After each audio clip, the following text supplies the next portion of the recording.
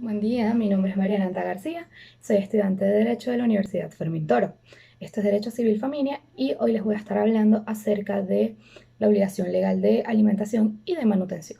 Primero debemos entender que la obligación de manutención es un deber que tienen los padres para con sus hijos en cuanto deben suplirles de lo necesario según su capacidad económica, eh, de todo lo necesario para lo que es su crianza, su formación, su desarrollo integral, la educación y su asistencia médica.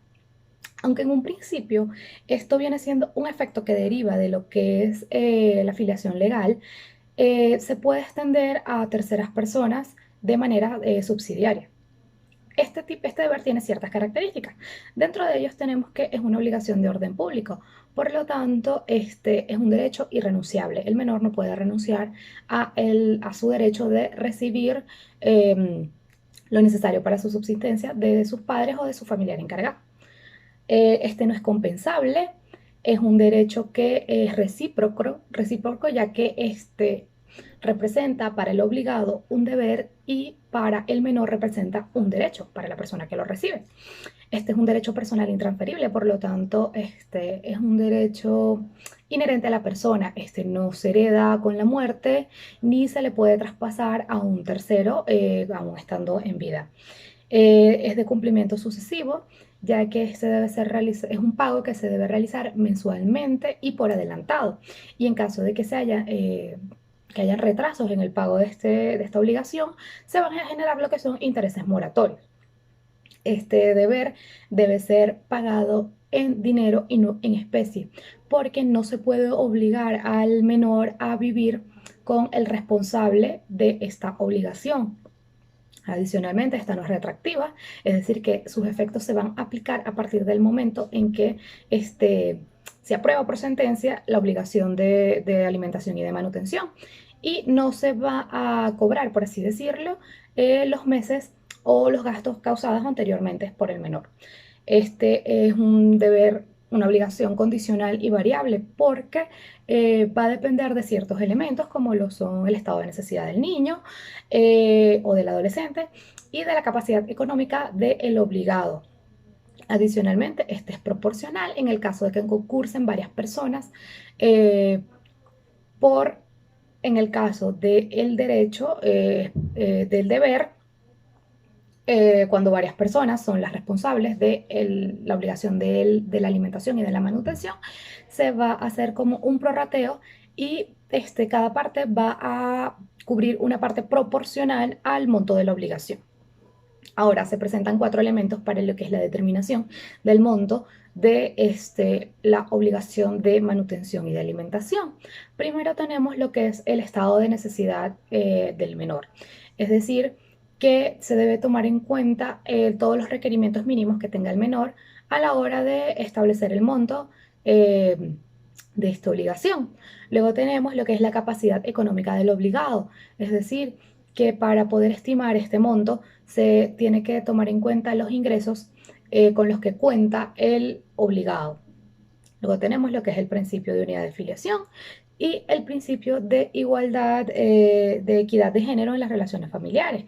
Es decir, que en el caso de que se esté haciendo esta estimación y estén concursando por la obligación el padre y la madre, no se pueden hacer diferencias por el simple hecho de que uno sea hombre y otro sea mujer, o no se puede modificar el monto en el caso de que, por ejemplo, sean un niño y una niña, se tienen que dar como por igual, porque sabemos que la ley protege a todo esto en materia de equidad, de igualdad de géneros. Ahora, ¿quiénes son los familiares legalmente obligados? Primero, la ley establece que los primeramente obligados a proveer a los menores de todo lo que necesitan para su correcto desenvolvimiento vienen siendo los padres, es decir, el padre y la madre tienen esta obligación. eh, por supuesto, derivada de lo que es el vínculo legal o la consanguinidad, este, son los primeros a los que se les obliga a esta manutención. Luego, en el caso, se puede dar el caso de que los padres mueran o de que no tengan la capacidad económica suficiente para mantener al menor. Entonces, en estos casos sucede que esta obligación se va a extender a familiares y tenemos a tres categorías. Primero, puede extenderse a los hermanos o hermanas mayores del menor.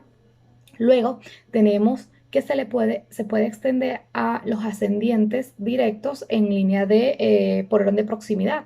Es decir, que en el caso de que mueran los padres, se le puede otorgar esta obligación a los abuelos. Y luego tenemos que se le puede otorgar la obligación a los parientes colaterales hasta el tercer grado de consanguinidad.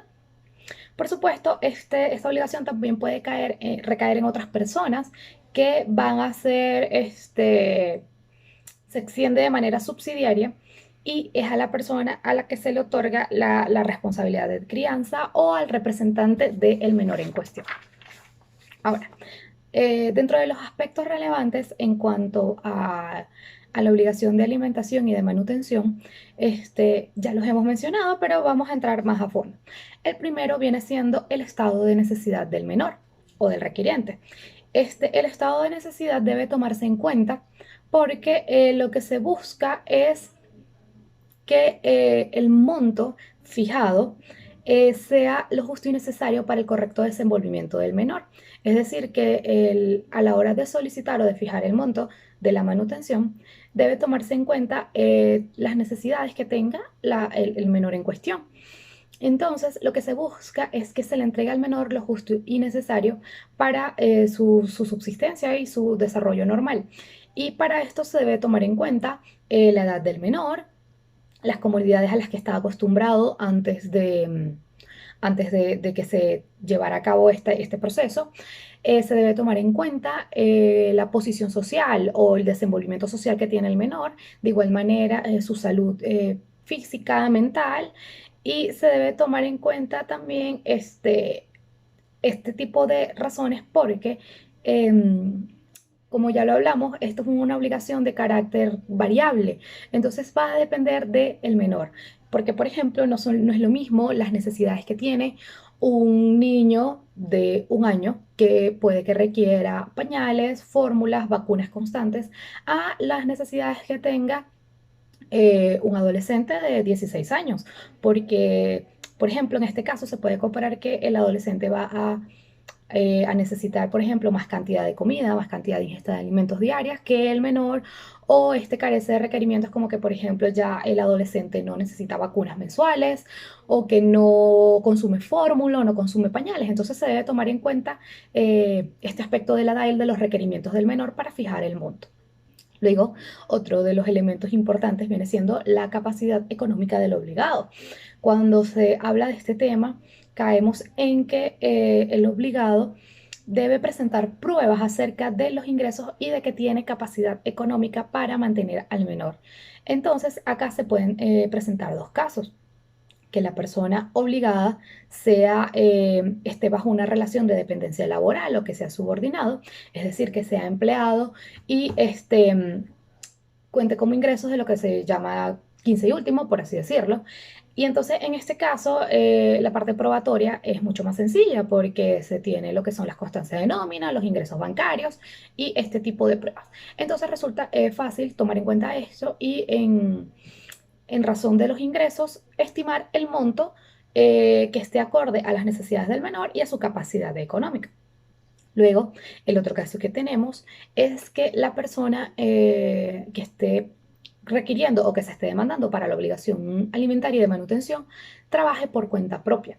En este caso suele ser un poco más complicado el proceso probatorio. Sin embargo, la ley establece que van a ser válidos cualquier pruebas que se den, que sean de carácter legal, que estén documentadas, como que, por ejemplo, el padre que esté solicitando la obligación de manutención eh, trabaja en cuenta propia y por cuenta propia y lo que se entregue como prueba de los ingresos que tiene sea los estados de cuenta, que se vea que tiene un ingreso mensual constante y de esta manera en juicio se pueda utilizar eso como base para la estimación de lo que es la manutención. Entonces, debemos resaltar que esto es una obligación muy importante. Todo esto está contemplado en la Ley Orgánica para la Protección de Niños, Niñas y Adolescentes y se utiliza para proteger, por supuesto, los intereses del niño y el disfrute de todas sus garantías establecidas en esta ley. por su atención. Muchísimas gracias.